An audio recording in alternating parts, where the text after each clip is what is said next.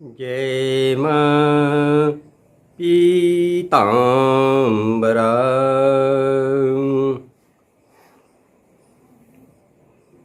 आज हम लोग अपनी माताश्री के आराधना के बारे में ही चर्चा करते हैं। भाई,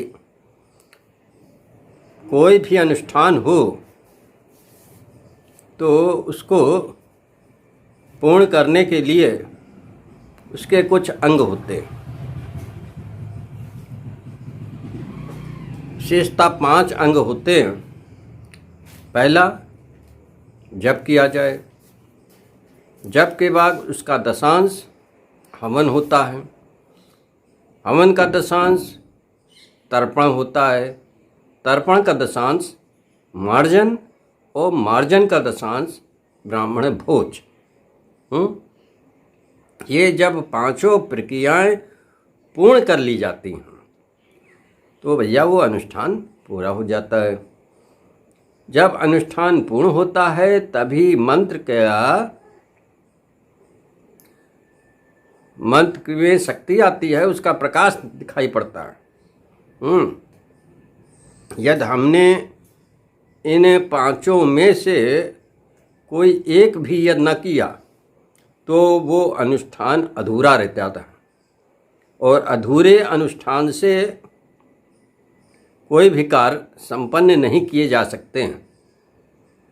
या माताश्री की बड़ी इच्छा हुई तो थोड़ा बहुत लाभ दे भी देती हैं, मगर अधिकांशतः जो की शास्त्रों में लिखा है कि अनुष्ठान के इन 5 अंग को पूरा करने के बाद ही उस मंत्र की शक्ति जागृत होती है। अब भैया, जब करने से पहले हमें संकल्प लेना चाहिए। संकल्प का मतलब होता है, जैसे ट्रेन है, ट्रेन में यदि इंजन न लगाया जाए तो ट्रेन के डिब्बे जहाँ के तहाँ खड़े रहेंगे। उसी तरह मंत्र है, यदि मंत्र में आपने संकल्प न दिया तो मंत्र चाहे जितना तीव्र हो वो सही ढंग से कार्य नहीं करेगा। और बाकी तो माँ की मर्जी के ऊपर है, यदि उनकी प्रसन्नता के ऊपर है। कोई भी जप न करो, केवल नाम ही ले लो, इतना ही बहुत है, काम हो जाते हैं। मैं जैसे विधिवत चलना है तो आपको पहले संकल्प लेना पड़ेगा। संकल्प में देखो, पहले तो भाई देववाणी जो है संस्कृत हुआ करती थी।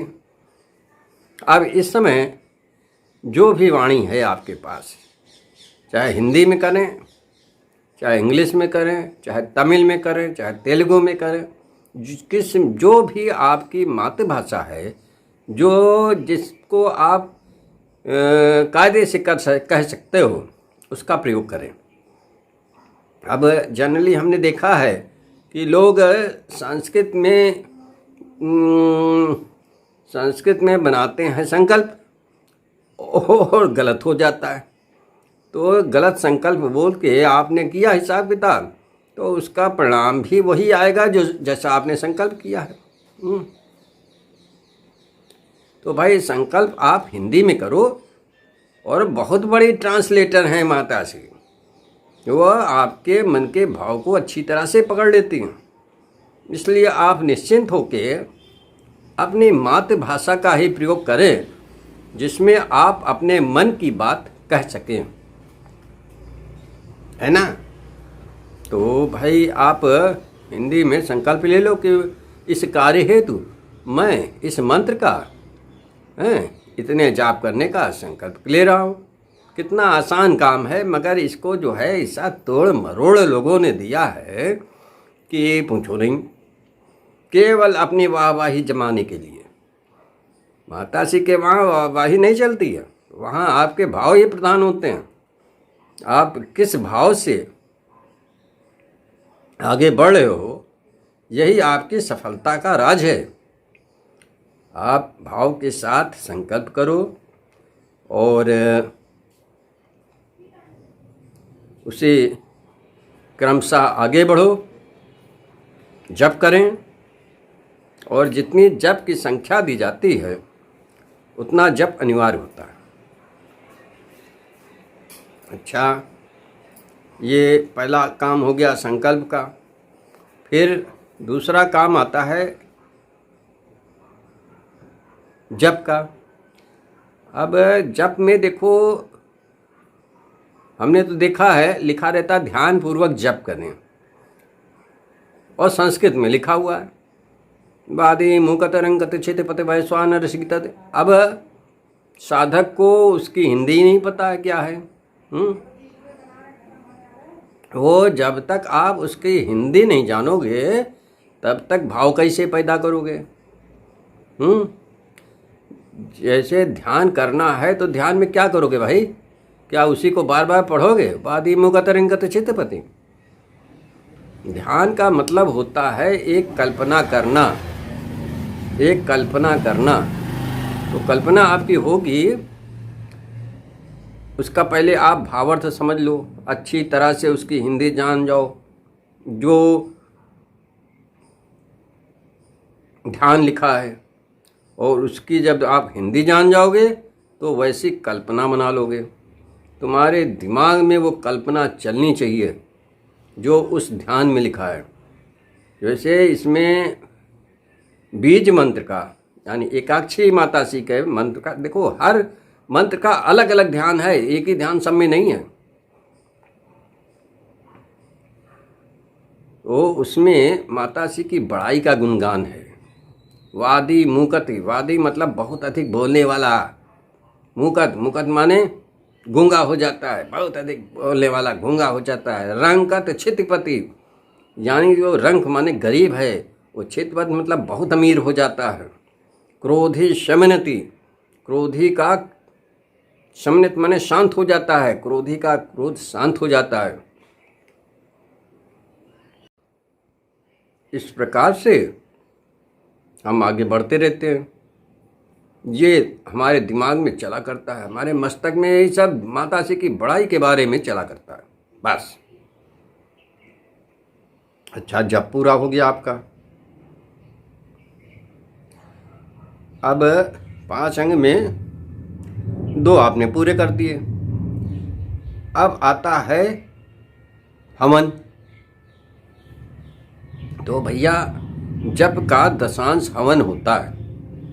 मान लिया 1 लाख जाप करना है तो उसका दशांश यानी 10वां हिस्सा आपको हवन करना है, यानी 10,000 आहुतियाँ जब आप देंगे तब वो हवन कंप्लीट होगा।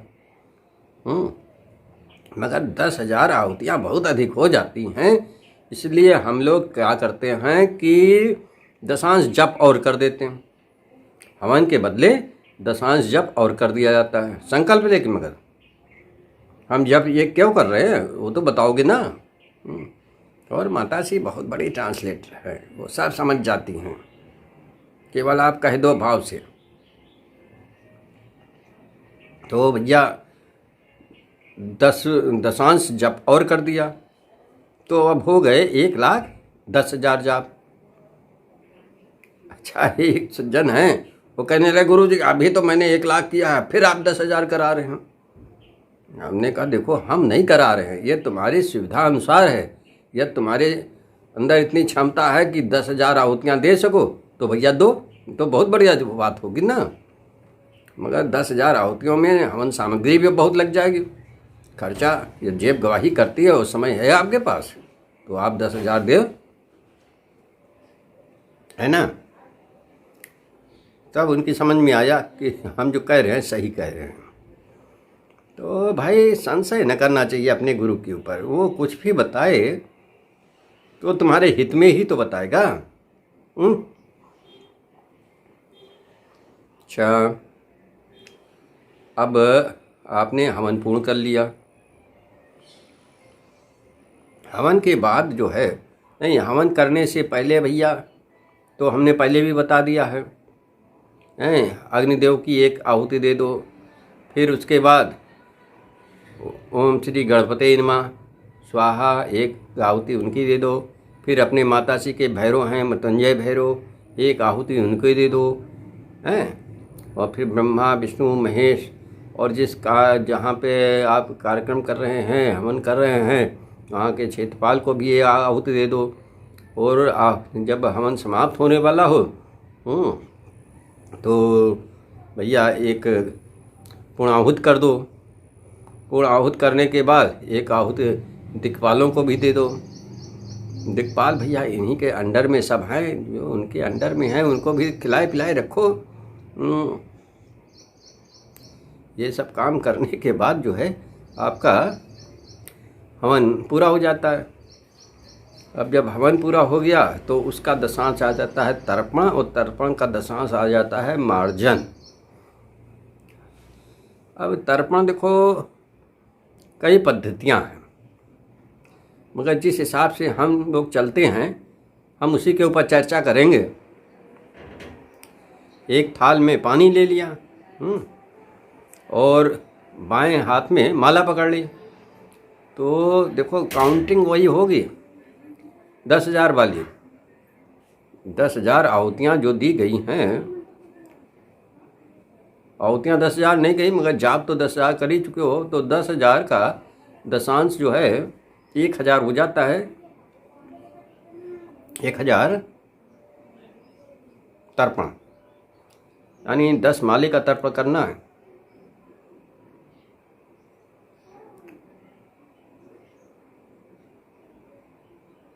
देखो 1,00,000 जब हुआ, 1,00,000 का दशांश जो है हवन हो गया, यानी 10,000, और 10,000 का दशांश 1,000। 1,000 मतलब है 10 माले तर्पण हो जाएगा। तो उसमें ये करते हैं कि बाएं हाथ में पकड़ी आपने माला और दाहिने हाथ से यूँ तर्पयाम करते हुए जल आप थाली से उठाओगे और उसी थाली में उलझते रहोगे। जैसे ये उंगली तो अलग रखना, अंगूठे के बगल वाली, देखो ये है अंगूठे के बगल वाली ये उंगली, इसको अलग रखते हैं, इसको उसमें टच नहीं करते हैं माले में। अच्छा, इससे आप घुमा रहे हो धनाधन, ह्लीं तर्पयामि, तो ह्लीं और जिसमें तर्पयाम कहे उसमें जल उठा के यूँ डाल देना, यूँ उठा के जल उसी में डाल दोगे, उसी थाली में। ह्लीं तर्पयामि कहते हुए एक माला निकाली, 2 माला निकाली, इस तरह 10 माला निकाल देना। ह्लीं तर्पयामि। फिर मार्जन होता है। मार्जन में अपनी इस उंगली से, देखो ये है उंगलियां, अंगूठे के बगल वाली छोड़ दो, बड़ी वाली छोड़ दो, ये वाली उंगली, इस उंगली से आप जल को अपनी ओर खींच दोगे। ह्लीं मार्जयामि, अपनी ओर जल खींच दोगे।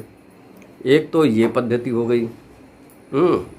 और दूसरी पद्धति ये है कि आप थाली में शराब रखोगे और ह्लीं तर्पयामि बोलते हुए यूँ चुल्लू से उठाओ और हवन कुंड में डाल दो। चुल्लू से उठा के हवन कुंड में डाल दो। और मार्जयामि में एक फूल उठाओ और उस फूल से अपने ऊपर छिड़क लो। ह्लीं मार्जयामि। अच्छा, उसके बाद आ जाता है ब्राह्मण भोज। या तो 10 ब्राह्मण जो सदचरित्र हो, एक उसमें कंडीशन लगी हुई, सच्चरित होना चाहिए, ये नहीं अलूल जलूल हरकत करने वाला ब्राह्मण हो, वो फिर काउंटिंग नहीं होगी, वो सब बेकार कर देगा। यदि आपके निगाहों में 10 सदचरित ब्राह्मण मिले तो उनको आप भोजन कराएं अच्छे से और उनको दक्षिणा दें, तब ये आपका संकल्प पूर्ण होता है, ये अनुष्ठान पूर्ण होता है। यदि सदचरित ब्राह्मण नहीं मिलते हैं तो अपने एक गुरु को भोजन करा दें। उसके लिए एक थाल खाना अच्छा सा बनाएं, उसमें थोड़ा मीठा रख दें। मीठा देखो गुरुओं का भोज है तो गुरुओं को सफ़ेद चीज़ पसंद है, तो उसमें कुछ सफ़ेद मीठा रख दें।